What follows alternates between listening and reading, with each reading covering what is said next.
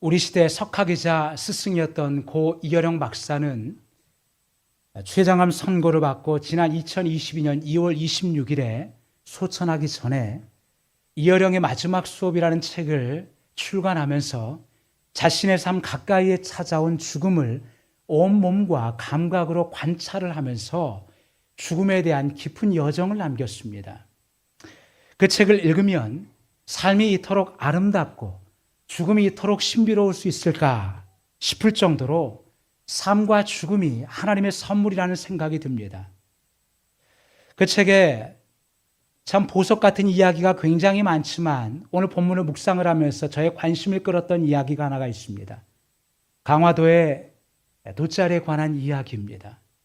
강화도는 왕골로 만든 돗자리에 꽃무늬를 수놓은 화문석이 유명합니다. 이어령 박사는 화려한 화문석보다는 무늬가 없는 무문석을 좋아해서 무문석을 사려고 했더니 오히려 무늬가 없는 무문석이 더 비싸더라는 것입니다. 왜 그런가 알고 봤더니 이 화문석은 무늬가 화려하기 때문에 짜는 장인이 그래도 만드는 재미라도 있는데 무문석은 아무런 무늬가 없는 민자라 이 만드는 시간이 길어지고 지루하고 고되다는 것입니다. 그래서 노동력이 많이 들어서 훨씬 더 비싸다는 것입니다.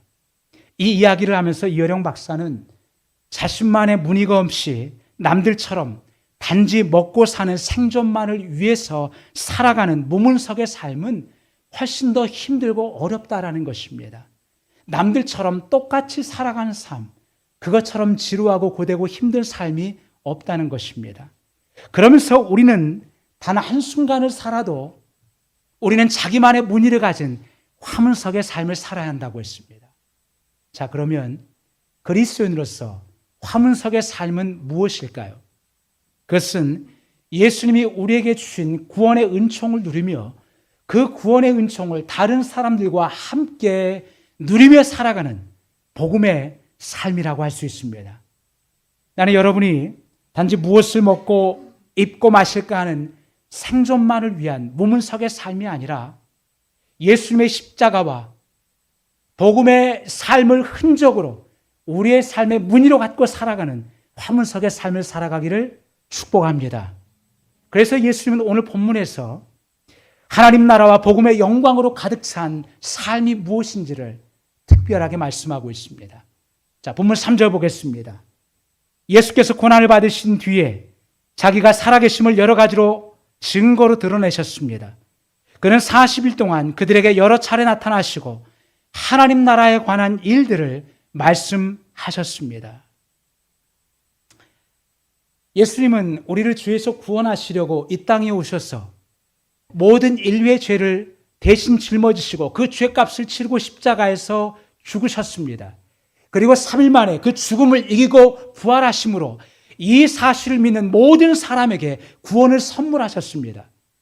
그리고 부활하신 이후에 하늘로 승천하시기 직전 땅에 있는 40일 동안 이제 이 땅에서 마지막 수업을 진행하셨습니다. 당신의 사랑하는 제자들 그리고 당신을 따라하는 사랑하는 사람들에게 마지막으로 수업을 진행하셨습니다. 그러면 예수님의 마지막 수업의 내용은 무엇일까요? 그 첫 번째 챕터는 버티고 견디고 기다리라는 것입니다. 버티고 견디고 기다리라. 4절을 보겠습니다. 예수께서 사도들과 함께 잡수실 때 그들에게 이렇게 분부하셨습니다. 너희는 예루살렘을 떠나지 말고 내게서 들은 아버지의 약속을 기다려라. 예수님은 제자들이 모인 자리에 나타나셔서 함께 식사하시면서 그들에게 한 말씀을 하시죠. 너희는 예루살렘을 떠나지 말라. 자, 예수님의 이 말씀에는 제자들이 지금 예루살렘을 떠나고 싶어 한다는 사실이 암시되어 있습니다. 그러면 제자들은 왜 예루살렘을 떠나고 싶어 했을까요? 여러분, 제자들에게 예루살렘은 트라우마 그 자체였습니다. 예루살렘은 그들이 그토록 사랑했던 스승 예수님이 십자가에 끔찍하게 못 박혀 죽었던 곳으로 그들이 상처와 슬픔을 겪었던 곳이었습니다. 또한 제자인 그들이 예수님을 배신하고 도망침으로 인해서 수치감과 죄책감과 실패감으로 점철되었던 곳이었습니다. 게다가 예수님을 십자가에 잔인하게 못 박아 죽였던 정치 종교 지도자들이 예수님의 제자인 그들도 동일하게 언제 죽일지 모른다는 불안감에 제자들은 떠나야 했던 곳이 바로 예루살렘이었습니다. 그래서 제자들은 자신들의 삶이 완전히 무너지고 실패한 예루살렘을 당장이라도 도망치고 싶어 했습니다. 그러면 이런 제자들의 마음을 모르실 리 없는 예수님은 왜 굳이 제자들에게 예루살렘을 떠나지 말라고 말씀하셨을까요? 우리 이사야 2장 3절 말씀 읽어보겠습니다. 같이 읽어볼까요? 시작. 자, 가자. 우리 모두 주님의 손으로 올라가자. 야곱의 하나님이 계신 성전으로 어서 올라가자. 주님께서 우리에게 주님의 길을 가르치실 것이니 주님께서 가르치는 길을 따르자 할 것이다. 율법이 시온에서 나오며 주님의 말씀이 예루살렘에서 나온다. 아멘. 잘 들으세요. 성경은 하나님의 성전이 있는 곳이 예루살렘이고 하나님의 말씀인 율법이 나오는 곳이 예루살렘이라고 지목하고 있습니다. 자, 그뿐 아니라 예루살렘은 믿음의 조상이라 불리우는 아브라함의 아들 이삭이 희생제물로 하나님께 번제물로 바쳐지려고 했던 모리아 산이 있었던 곳이 바로 예루살렘입니다. 예루살렘이에요. 이삭이 누구입니까? 바로 구약 시대에 예수님을 예표하는, 예수님을 모델로 보여주는 사람입니다. 여러분, 바로 그 자리에, 그 모리아 산 바로 그 자리에 인류의 모든 죄를 대신 짊어지고 못 박혀 죽으신 예수님의 십자가가 세워졌다라는 것입니다. 그곳이 어디라고요? 예루살렘이라는 거예요. 그래서 예루살렘은 모든 인류에게 예정하신 하나님의 구원의 장소이자 하나님의 말씀이 나오고 하나님의 성전이 있는 곳이었습니다. 그리고 나아가 이제 제자들에게 약속하신 성령이 기다리는 곳이었습니다. 그래서 제자들은 바로 이런 이유로 예루살렘을 떠나지 말고 바로 그곳에서 실패와 상처를 입고 일어서야만 했습니다. 이제는 십자가가 더 이상 부끄러운 수치와 죄책감이 아니라 영광스러운 복음이 되기 위해서, 오래전 하나님이 약속하신 말씀이 반드시 성취되기 위해서는 제자들은 예루살렘을 떠나지 말고 그곳에서 견디고 버티고 기다려야만 했습니다. 여러분, 여러분의 인생에서 이러한 도전에 직면해야 될 때가 있습니다. 여러분의 인생에서 떠나지 말고 버티고 견뎌야 될 예루살렘이 있다라는 것입니다. 여러분, 그런 예루살렘에 여러분이 머물고 있을 때 두렵다고 해서 도망치지 말아야 합니다. 우리가 그 자리에서 과거에 실패했다고 해서 물러서지 말고 우리 인생의 예루살렘에서 버티며 서 있어야 됩니다. 하나님의 말씀과 약속이 그곳에서 이루어질 때까지 우리 각자에게는 버티고 견디고 기다리면서 채워야 될 분량이 있습니다. 그러려면 우리가 여러분 거기서 버티고 기다리고 견디려면 그것을 견뎌내야 될 영적인 힘과 근력을 키우는 훈련이 반드시 필요합니다. 여러분, 저절로 우리가 그 자리에서 기다려질 수 있는 게 아니에요. 버틸 만한 힘이 있어야 되고 영적인 근성이 있어야만 합니다. 미 해군 특수부대인 네이비실, 여러분, 이 네이비실은 전 세계적으로 가장 성공하기 어렵다는 미션들을 가장 완벽하게 성공한 부대로 유명을 합니다. 과거에 파키스탄에서 오사마 빈 라덴을 저격한 거 여러분 아시죠? 6명이 찾아 들어가서 지금도 수많은 요인들을 암산하고 세상에 해결되지 않은 미션들을 완수하는 부대가 바로 이 네이비실입니다. 그래서 이토록 유명해진 이 네이비실에 가입하려고 수많은 미국의 젊은이들이 해마다 2만 명씩 지원을 합니다. 그리고 그들 가운데 특별히 선발해서 18개월간 지옥 훈련을 받습니다. 그런데 엄청난 고강도 훈련은 기본이고 교관들이 특히 중점을 두는 것이 이 훈련생들의 복장이라고 합니다. 교관들은 수시로 훈련생들을 줄 세워놓고 그들의 모자에 각이 잘 잡혀있고 군복이 잘 다려있고 바클에 얼룩이 져있지 않고 광이 나는지 점검을 합니다. 물론 훈련생들은 늘 준비를 하고 항상 문제가 없이 합니다. 그러나 매 눈으로 지켜보는 이 교관들은 언제 어디서든 그들의 문제점을 반드시 발견해내고 찾아냅니다. 그렇게 발견된 훈련생들은 온종일 바닷가에서 해변에서 모래로 뒤범벅이 된 채로 하루 종일 훈련을 받고 뒹굴고 구릅니다. 이때 이 현실이 힘들고 고통스러운 많은 훈련병들이 발생을 합니다. 그러면서 자신이 아무리 노력을 해도 그동안 노력이 다 헛수고인 것처럼 느껴지면서 중도 포기하고 탈락하는 사람들이 많습니다. 그런데 여러분, 이것은 이 훈련의 목적이 무엇인지 몰라서 그런 것입니다. 사실 이 훈련은 훈련생들이 결코 성공할 수 없는 훈련입니다. 왜냐하면 애초부터 성공을 불가능하게 하는 것이 이 훈련의 설정입니다. 그러면 해도 안 되는 이 훈련의 목적은 무엇일까요? 왜 훈련을 받는 것입니까? 18개월간 계속해서 전진하라는 것입니다. 실패한 현실에서도 전진하라는 거예요. 불합리한 현실에서도 전진하라는 것입니다. 해도 안 되는 상황에서도 전진하라는 것입니다. 포기하지 말고 그 전진하는 능력을 기르는 것이 이 훈련의 목적이라는 거예요.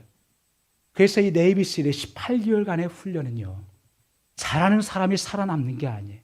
포기하지 않고 버티며 견디는 사람이 살아나는 것입니다. 여러분, 예수님의 제자들도 이 훈련을 통과해야만 했습니다.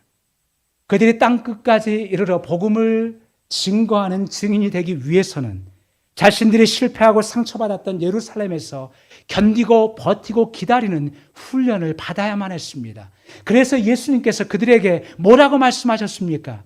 너희는 예루살렘을 떠나지 말고 그곳에서 하나님이 약속하신 것을 기다리라. 아멘입니까? 이것이 주님의 말씀이에요. 사랑하는 여러분, 여러분의 예루살렘은 어디이며 무엇입니까?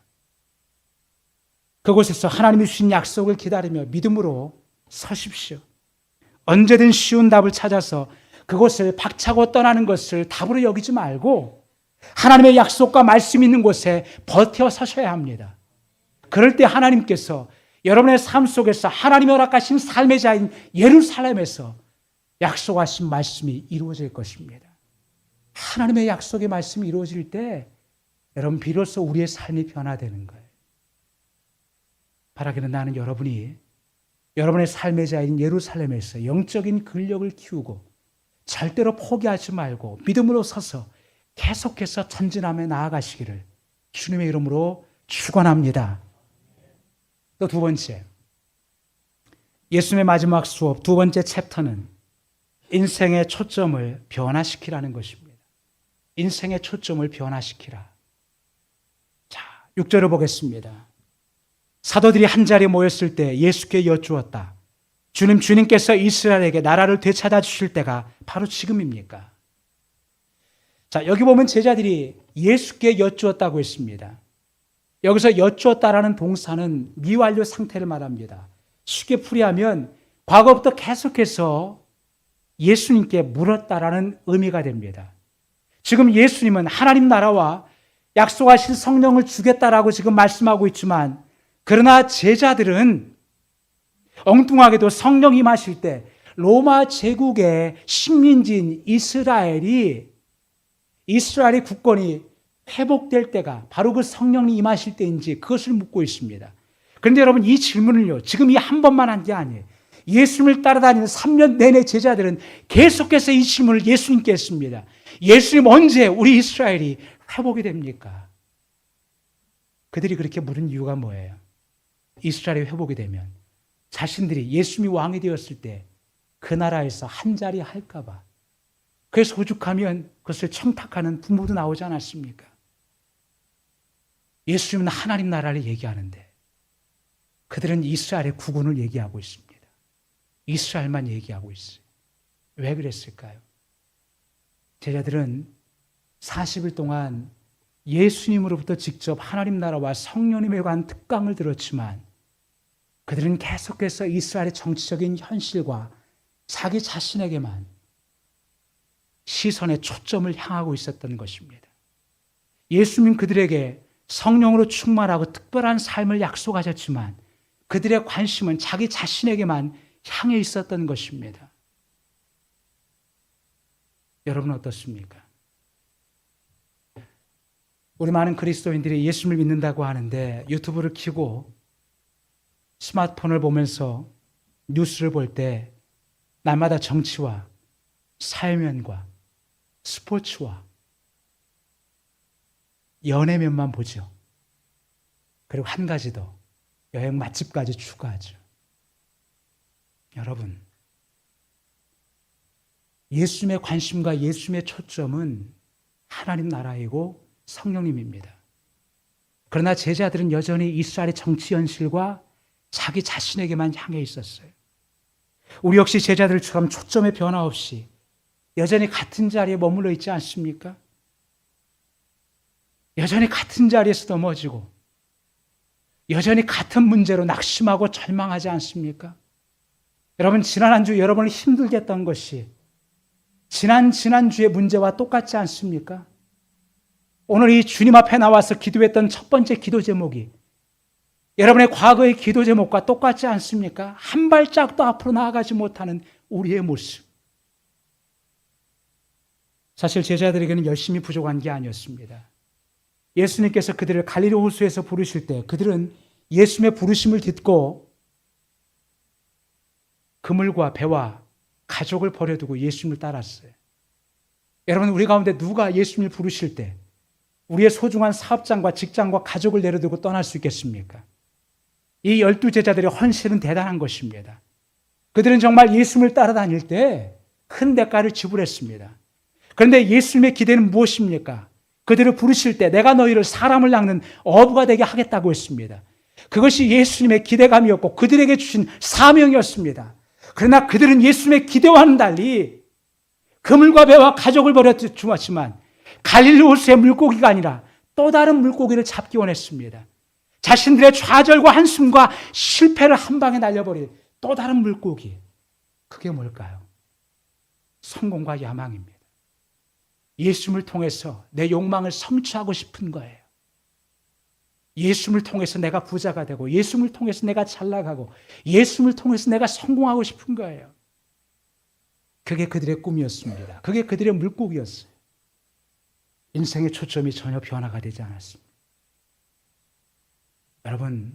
여러분은 주님 앞에 나와서 무슨 기도를 하십니까? 여러분의 기도 가운데 하나님 나라가 있습니까?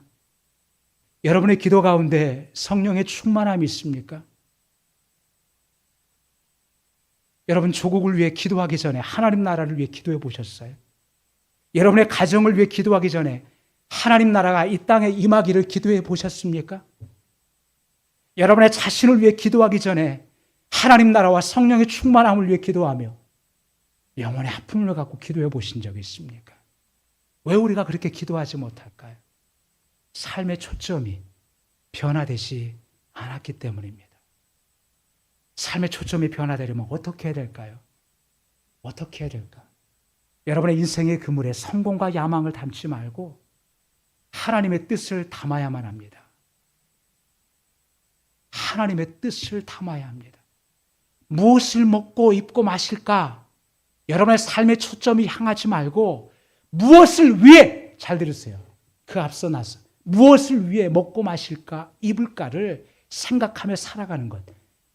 이것이 바로 삶의 초점이 바뀐 것입니다. 그래서 예수님은 제자들 앞에 마지막 수업을 하시면서 이제 마지막으로 그들에게 이런 말씀을 하십니다. 7절과 8절 보겠습니다. 예수께서 그들에게 말씀하셨다. 때나 시기는 아버지께서 아버지의 권한으로 정하신 것이니 너희가 알 바가 아니다. 다 같이, 그러나 성령이 너희에게 내리시면 너희는 능력을 받고 예루살렘과 온 유대와 사마리아에서 그리고 마침내 땅 끝에까지 이르러 내 증인이 될 것이다. 아멘. 이 말씀 이런 의미입니다. 너희가 여전히 변화되지 않았지만, 너희가 여전히 땅만 쳐다보고 있지만, 너희가 여전히 물고기만 잡는 어부와 같지만, 그러나 성령이 너희에게 내리시면 너희가 능력을 받고 예루살렘과 온 유다와 사마리아와 땅끝까지 이르러 내 증인이 될 것이다 라고 말씀하십니다. 여기서 7절과 8절 사이에 그러나라는 접속사는 인생의 전환점이 되는 터닝 포인트예요. 이 그러나의 터닝 포인트를 이루신 분이 바로 누구라고요? 성령님이십니다. 성령님이세요. 여러분, 사람은 안 바뀝니다. 참 바뀌기 어렵죠. 정말 안 바뀝니다. 그래서 오죽하면 사람이 바뀌면 죽을 때가 되었다라고 말하지 않습니까? 그렇게 사람이 안 바뀌어요. 여러분 자신을 생각해 보세요. 여러분 자신 한번 생각해 보세요. 체질이 바뀌던가요? 여러분 안에 있는 여러분만 생각하는 지긋지긋한 이기심과 자기연민과 자기애가 바뀌던가요? 늘 반복되는 실패, 항상 넘어지잖아요. 우리는 항상 그 자리 아닙니까? 뭘 한다고 하는데 항상 그 자리예요. 뭘 의미합니까? 사람은 내 힘으로 바뀌기가 그만큼 어렵다라는 거예요. 그런데 세상의 종교는 뭡니까? 자력 종교죠. 내가 수행하고 내가 도를 닦으면 내 삶이 달라질 수 있다는 것입니다. 여러분 기껏 해봤자 better person, 더 나은 인간밖에 안 돼요. 더 나은 인간이자 하나님 보시기엔 똑같은 죄인이에요. 그 인간이 그 인간이에요. 토낀 객긴이에요. 여러분 기독교는 자력이 아니에요. 내 힘으로 내가 바꿀 수 없습니다. 그래서 기독교는 뭐라고요? 타력의 종교예요. 여러분 우리가 죽을 때까지 만약 하나도 바뀌지 않는다면 얼마나 절망스럽겠습니까? 내가 이 모습 이대로 계속해서 죽을 때까지 이렇게 산다면 얼마나 절망스럽겠습니까? 그러면 희망이 없을까요? 아닙니다. 잘 들으세요. 잘 들으세요. 그러나 성령이 너희에게 내리시면, 그러나 성령이 너희에게 내리시면 바로 이 말씀이 존재하는 한 우리에게는 희망이 있습니다. 왜 그럴까요? 성령님이 사람을 바꾸시기 때문입니다. 성령님이 임하시면 새로운 꿈을 꿀 수 있습니다.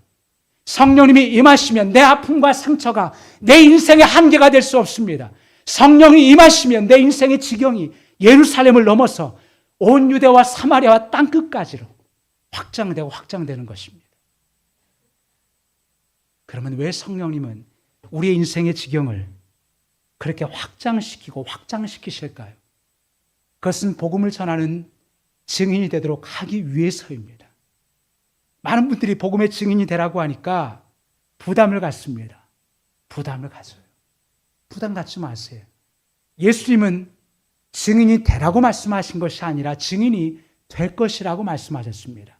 증인이 되어야 한다가 아니라 증인이 되어진다라고 말씀하셨습니다. 여러분 내 힘으로 복음을 전하는 게 아니에요. 어떻게 해요? 성령님의 능력에 의해서 복음이 전해지는 것입니다. 아멘입니까? 내 힘으로 나도 바꿀 수 없어요. 그런데 누구를 바꾸겠습니까? 자력으로 나도 못 바꾸는데 누구를 바꿀 수가 있겠어요? 성령님께서 임하시면 우리가 증거하는 복음을 통해서 그가 변화되어집니다. 어떻게 해요? 성령이 내리시면. 성령이 내리시면 예수님의 십자가와 부활의 복음이 우리의 삶과 연관되면서 달라지기 시작을 한다는 것입니다. 그래서 성령님이 임하시면 내가 사랑할 수 없었던 사람과 내가 끌어안을 수 없었던 과거까지도 품게 되는 것이, 성령님이 임하시면 내 상처가 내 인생의 히스토리 역사가 되지 않고 내 아픔이 내가 살아가는 이유가 되지 않고 분노가 내 삶을 이끄는 동력이 되지 않습니다. 이제는 내가 감히 꿈꾸지 못했던 하나님 나라를 증거하는 증인의 삶, 이것이 바로 성령의 능력으로 살아가는 삶인 것입니다.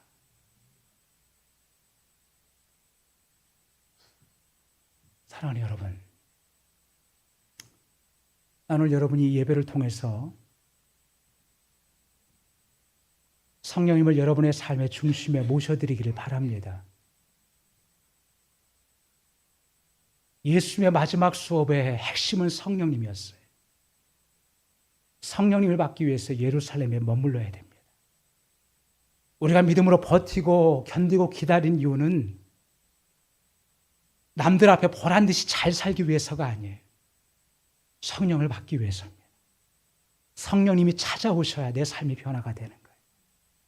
허탄하고 아무런 소망이 없는 내 삶에 그렇게 내가 살아보겠다고 용을 쓰는 내 삶에 성령님이 오셔야 변화가 되는 것입니다. 실패한 그 자리에 끝까지 버텨야 될 이유도 성령님이 오셔야 되는 것입니다. 성령님이 내리시면 능력이 임하게 되고 우리가 한 번도 꿈꾸지 못한 예수님을 전하는 증인의 삶을 살아가게 됩니다. 그럴 때 우리의 삶의 지경이 여러분이 한 번도 꿈꾸보지 못했던 삶을 살아가기 시작을 합니다. 여러분의 삶의 지경인 예루살렘을 넘어서 온 유대와 사마리아 땅끝까지 이르러 복음의 증인이 되는 것입니다. 이것이 바로 하나님이 우리에게 주시고자 하는 은혜입니다. 이 은혜가 성령을 약속하신 주님의 말씀을 믿고 여러분의 삶의 자리에서 날마다 믿음으로 버티며 견디고 기다리는 여러분 모두에게 임하시기를 주님의 이름으로 축원합니다.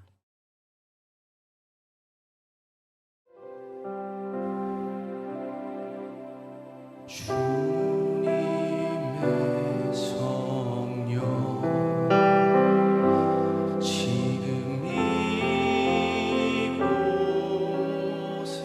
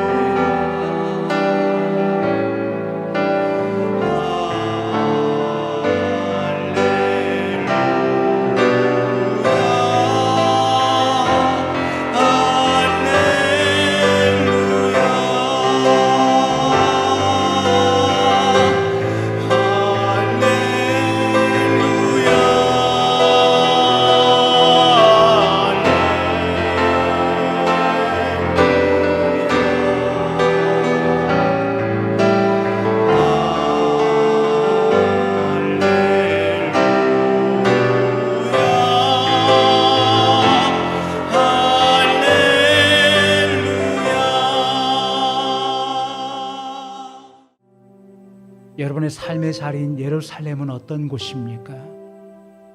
끊임없이 실패와 상처를 반복하고 끊임없는 좌절감과 아픔과 고통이 있는 곳이지 않습니까? 날마다 힘들고 어려운 삶 속에서 우리는 헤매입니다. 우린 그곳에서 하루빨리 도망치고 싶고 떠나고 싶습니다. 상처도 지긋지긋하고 실패도 지긋지긋하고 좌절감과 고통만 안기는 곳입니다. 여기만 떠나면 어떻게든 살 것 같습니다. 어떤 분에게는 그곳이 가정일 수 있고 직장일 수 있고 사업장일 수 있고 캠퍼스일 수 있고 사람과의 관계일 수 있을 것입니다. 아니 어떤 분에게는 그곳이 교회일 수도 있을지 모르겠습니다. 사랑하는 여러분, 하나님께서는 우리에게 각자의 삶의 자리에 예루살렘을 주셨습니다. 그리고 그 예루살렘의 문제를 직면하게 만드십니다. 떠나지 말고 그곳에 서서 버티고 견디고 기다리라고 하십니다. 막연히 버티고 견디고 기다리는 것이 아니라 하나님의 약속의 말씀을 반드시 부어주시면서 우리에게 버티고 견디고 기다리라고 하십니다. 그 약속의 말씀이 무엇이에요? 성령을 받으라입니다. 성령을 받으라. 사랑하는 여러분, 성령님이 임하시면 우리가 버틸 수 있고 견딜 수 있고 기다릴 수 있습니다. 우리가 성령님이 임하시면 내 삶이 바뀔 수 있고 아무런 가능성이 없는 내 삶 속에서 새로운 꿈을 꾸며 살아가며 나아갈 수가 있습니다. 이 시간 성령님께서 여러분의 삶에 찾아오시도록 기도하십시오. 여러분의 삶의 예루살렘의 자리에 약속하신 성령을 보내달라고 기도하십시오. 성령께서 우리의 삶에 임하여달라고 기도하십시오. 내 삶으로, 내 삶의 자리인 이 예루살렘이 전혀 변화되지 않지만 성령 임하실 때 새로운 역사가 일어나게 될 줄 믿으니 하나님, 성령 하나님께서 내 삶의 자리에 임하여 주시고 보내달라고 우리 시간 같이 주여 한번 부르고 기도하겠습니다.